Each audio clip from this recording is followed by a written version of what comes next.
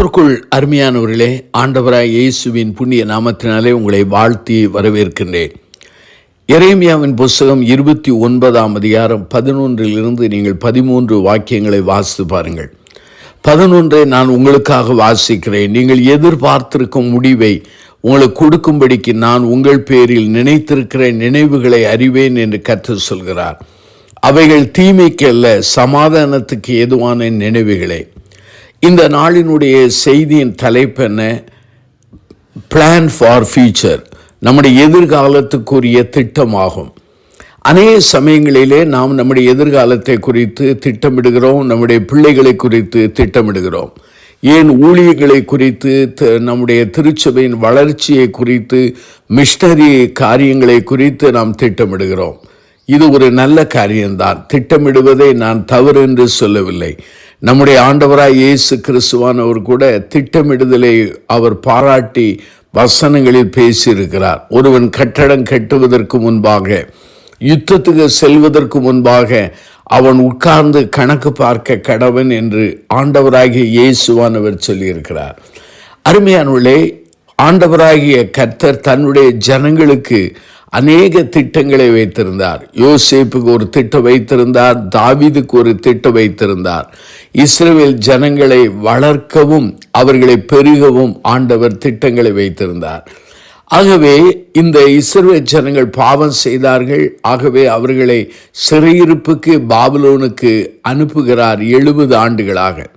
70 ஆண்டுகள் கழித்து நான் உங்களை கொண்டு வருவேன் என்று வாக்குறுக்கிறார். அப்போதுதான் அவருடைய வார்த்தை இவ்வாறு சொல்கிறது: நீங்கள் எதிர்பார்த்திருக்கிற முடிவை உங்களுக்கு கொடுக்கும்படிக்கு நான் உங்கள் பேரில் நினைத்திருக்கிற நினைவுகளை அறிவேன் என்று கர்த்தர் சொல்கிறார். இந்த பகுதியிலிருந்து நான் 5 குறிப்புகளை உங்கள் முன்னாலே வைக்க விரும்புகிறேன். முதலாவது, ஆண்டவர் நமக்கு வைத்திருக்கிற திட்டம் மிக உன்னதமானது. நாம் நம்மை குறித்து திட்டமிடுகிறோம், மனிதர்கள் நம்மை குறித்து திட்டமிடுகிறார்கள். சுய திட்டங்கள், மனித திட்டங்கள், பிசாசின் திட்டங்கள் என்று பல்வேறு வகையாக நாம் பிரிக்கலாம். ஆனால் தேவனுடைய திட்டம் ஒன்றே, அது மகா உன்னதமானது என்பதை புரிந்து கொள்ள வேண்டும். முதலாவது, இந்த எரேமியா 29ஆம் அதிகாரம் 11, 12, 13, 14 வாசித்தால் அதிலே நான் புரிந்து கொண்ட ஒரு அருமையான சத்தியம் என்னவென்றால், it is an original plan என்று சொல்கிறேன். ஆண்டவருடைய திட்டம்தான் அது மாறாத ஒரு திட்டமாகும், அது உண்மையான திட்டமாகும். மற்ற திட்டங்களெல்லாம் மாறிவிடுகிறது, உடைந்து விடுகிறது, நொறுங்கி விடுகிறது. ஆண்டவர் தாவீதை ராஜாவாக்க வேண்டும் என்று திட்டமிட்டார், அதை யாராலும் தடுக்க முடியவில்லை. யோசேப்பை எகிப்துக்கு கொண்டு போக வேண்டும் என்று திட்டமிட்டார், அதை யாராலும் தடுக்க முடியவில்லை. ஆகவே அருமையானவர்களே, ஆண்டவர் என் வாழ்க்கையிலே, உங்கள் வாழ்க்கையிலே அவர் வைத்திருக்கிற திட்டம் it is an original plan என்று சொல்கிறேன். இரண்டாவதாக, அந்த திட்டமானது ஒருவேளை தீமைக்கா அல்லது நம்முடைய தண்டனைக்கா அல்லது நஷ்டங்களுக்காக இல்லவே இல்லை. எரேமியா 29:11 சொல்கிறது, அவைகள் தீமைக்கல்ல, சமாதானத்துக்கு ஏதுவான நினைவுகளே என்று சொல்கிறார். இரண்டாவதாக, it is a good plan என்று சொல்கிறேன். மூன்றாவதாக, இந்த திட்டத்திலே ஒரு ஆண்டவர் ஒரு வாக்கு தத்தத்தை தருகிறார். என்ன தருகிறார் பாருங்கள். அவர் சொல்லுகிற ஒரு காரியம் என்ன? 12, 13, 14 வாசித்தால் இந்த திட்டத்தோடு அவர் வைத்திருக்கிற வாக்கு தத்தங்களை அங்கு அவர் வெளிப்படுத்துகிறார். அப்பொழுது நீங்கள் கூடி வந்து என்னை தொழுது கொண்டு என்னை நோக்கி விண்ணப்ப பண்ணுவீர்கள் என்று சொல்கிறார். அதாவது it is a plan with promise என்று சொல்லப்படுகிறது. ஆண்டவர் தன்னுடைய திட்டங்களை தரும்பொழுது அதற்குரிய வாக்கு தத்தங்களையும் தருகிறார். நான்காவதாக, இந்த திருமறை பகுதியை வாசித்த பொழுது the plan is activated by diligent search என்று சொல்லலாம். ஆண்டவர் இந்த திட்டமானது எப்போது அது கிரியை செய்யும் அல்லது அது செயல்பட தூண்டப்படும் என்றால் அதற்கு சில காரியங்களை சொல்கிறார். எரேமியா 29ஆம் அதிகாரத்தை பாருங்கள். 12 நீங்கள் கூடி வந்து என்னை தொழுது கொண்டு என்னை நோக்கி விண்ணப்ப பண்ணுங்கள் என்று சொல்கிறார். இந்த 12:13 வாசித்தால் நாம் எப்படி தேட வேண்டும் என்று சொல்கிறார். முதலாவது கூடி வர வேண்டும், இரண்டாவது தொழுது கொள்ள வேண்டும், மூன்றாவது விண்ணப்பம் செய்ய வேண்டும், நான்காவதாக முழு இருதயத்தோடு அவரை தேட வேண்டும்.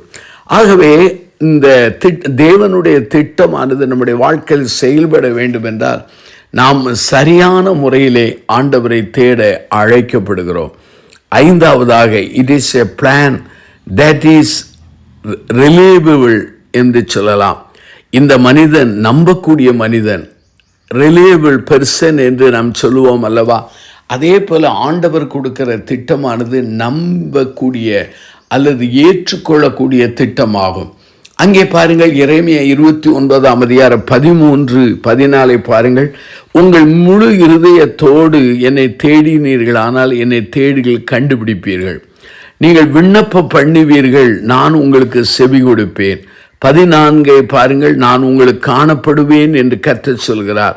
நான் உங்கள் சிறையிருப்பை திருப்பி நான் உங்களை துரத்திவிட்ட எல்லா ஜாதிகளிலும் எல்லா இடங்களிலும் உங்களை சேர்த்து நான் உங்களை விலக்கி இருந்த ஸ்தலத்துக்கே உங்களை திரும்பி வர பண்ணுவேன் என்று கர்த்தர் சொல்கிறார். அருமையானுள்ளே, ஆண்டவர் இஸ்ரவேல் ஜனங்களுக்கு பாபிலோனிலிருந்து திரும்பி வர பண்ணக்கூடிய அந்த திட்டத்தை அவர் செய்து முடித்தார். அதே போல என் வாழ்க்கையிலே, உங்கள் வாழ்க்கையிலே அவர் வைத்திருக்கிற திட்டங்களுக்கு ஒப்பு கொடுப்போம்.